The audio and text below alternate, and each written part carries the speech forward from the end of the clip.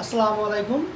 আজ আপনাদের মাঝে আমি একটি সমসাময়িক বিষয় নিয়ে আলোচনা করার জন্য হাজির হয়েছি, যা অত্যন্ত গুরুত্বপূর্ণ। সম্প্রতি সময়ে বাংলাদেশ সরকার ভারত সরকারের সাথে একটি চুক্তিতে আবদ্ধ হয়েছে। সেই চুক্তিটা সম্পর্কে আমরা সবাই কম বেশি অবগত আছি। এখন আমি এই চুক্তিতে কিছু আলোকপাত করার চেষ্টা করব। বাংলাদেশের ভেতর দিয়ে ভারতের অপর প্রান্তে প্রায় 1000 কিলোমিটারের রেল যোগাযোগের জন্য বাংলাদেশ সরকার ভারত সরকারের সাথে চুক্তিতে আবদ্ধ হয়েছে। এই চুক্তিতে বাংলাদেশের লাভ বা ক্ষতি কী? এই চুক্তির পরে এরই মধ্যে আলোচনায় এসেছে সিকিম, গোয়া এবং হায়দ্রাবাদ, যা বর্তমানে ভারতের ভিন্ন ভিন্ন রাজ্য নামে পরিচিত। পূর্বে কিন্তু এরা ভারতের রাজ্য ছিল না। স্বাধীনতার ঘোষণা দেওয়া এসব রাজ্য কিভাবে ভারতের অধীনে এলো? 1947 সালে ভারত মহাদেশ থেকে যখন ব্রিটিশরা চলে যাবে, তখন যাওয়ার সময় এই অঞ্চলের ছোট বড় রাজ্যগুলোকে অধিকার দেয় যে তারা চাইলে ভারত অথবা পাকিস্তানের সাথে যুক্ত হতে পারবে, অথবা তারা নিজেদেরকে স্বাধীন রাষ্ট্র হিসেবে প্রতিষ্ঠা করতে পারবে। সেই হিসেবে সিকিম, গোয়া, কাশ্মীর এবং হায়দ্রাবাদ তারা নিজেদেরকে স্বাধীনতার ঘোষণা করে, এবং এরই মধ্যে বেশ কিছু রাষ্ট্র এদেরকে স্বাধীনতা হিসেবে স্বীকৃতি দেয়। কিন্তু এই স্বাধীনতাকে ভারত সরকার কোনোভাবে, ভারতের প্রথম প্রধানমন্ত্রী জওহরলাল নেহরু একটি রূপরেখা তৈরি করেন। নেহরুলাল লেখেন ভারত আবশ্যিকভাবে তাদের আধিপত্য বিস্তার করবে। তিনি লেখেন ছোট রাজ্যগুলোর বিনাশ ঘটবে এবং ভারত হবে শক্তির কেন্দ্রবিন্দু। ছোট রাষ্ট্রগুলো সাংস্কৃতিকভাবে স্বায়ত্তশাসিত অঞ্চল থাকবে, কিন্তু রাজনৈতিকভাবে স্বাধীন থাকবে না। তারা হিন্দু সাম্রাজ্য বিস্তারের পরিকল্পনা নিয়ে হায়দ্রাবাদ দখলের ফন্দে আটতে থাকে। ইতিহাসে যা খুবই করুণ এবং ভৌগোলিকভাবে হায়দ্রাবাদ ছিল ভারত দিয়ে চারিদিক দিয়ে বেষ্টিত। প্রথম দিকে ভারত সরকার হায়দ্রাবাদের ক্ষমতাসীন নিজামীকে বহুমুখী চাপ প্রয়োগ করতে থাকে, কিন্তু এরপরেও তিনি ভারতের সাথে যুক্ত হতে না চাইলে তখন ভারত অভিযোগ তোলে হায়দ্রাবাদে হিন্দুদের নির্যাতন চালানো হচ্ছে। এরপরেই শুরু হয় হায়দ্রাবাদ দখলের অপারেশন, যার নাম দেওয়া হয় অপারেশন পোলো।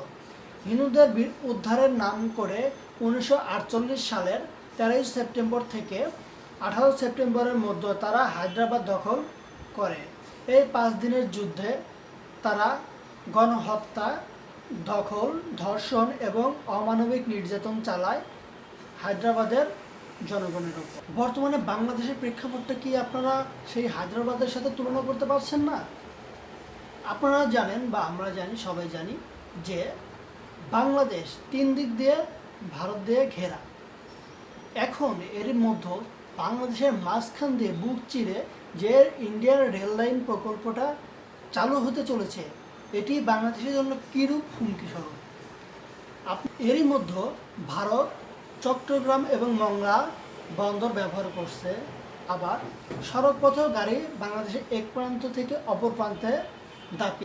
এরপর যুক্ত হচ্ছে পদ্মা সেতু হয়ে 1000 কিলোমিটারের রেল চুক্তি। অথচ নেপাল ও ভুটানের মধ্যে বাংলাদেশকে, যেখানে নেপাল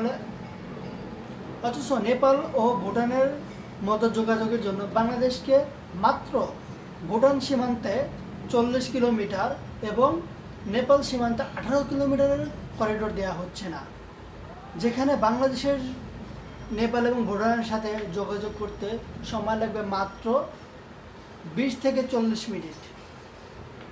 এই করিডোরটি ভারত আমাদেরকে দিচ্ছে না। কিন্তু বাংলাদেশ সরকার কোন স্বার্থে এই ইন্ডিয়ার সাথে এই রেল যোগাযোগের প্রকল্পের চুক্তিটি করলো, এটি আমার বোধগম্য নয়। আপনি নিজেকে প্রশ্ন করুন, আপনি একজন দেশপ্রেমিক হিসেবে নিজেকে প্রশ্ন করুন, এই চুক্তিটি কতটা যুক্তিযুক্ত হচ্ছে? এই চুক্তিটির ফলে বাংলাদেশের জনগণের কতটুকু স্বার্থ আছে?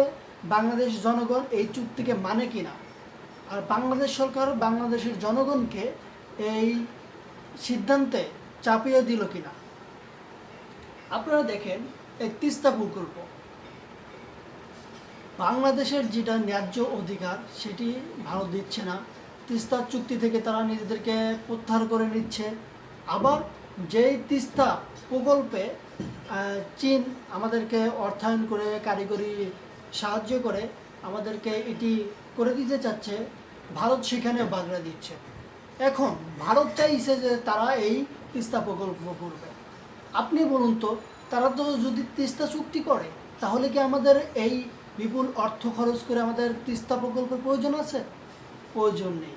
অথচ তারা তিস্তা চুক্তি না করে তারা তিস্তা প্রকল্পে আগ্রহ দেখাচ্ছে। এটি কি প্রহসন নয়? এটি কি বাংলাদেশের জনগণের সাথে তামাশা করা নয়? নিজের বিবেককে প্রশ্ন করুন। আর কত চুপ থাকবে? বাংলাদেশ তো বীরের জাতি। বাংলাদেশ 30 লক্ষ শহীদের বিনিময়ে স্বাধীন হয়েছে। এমনি এমনি কিন্তু আজকের স্বাধীন বাংলাদেশ হয়নি।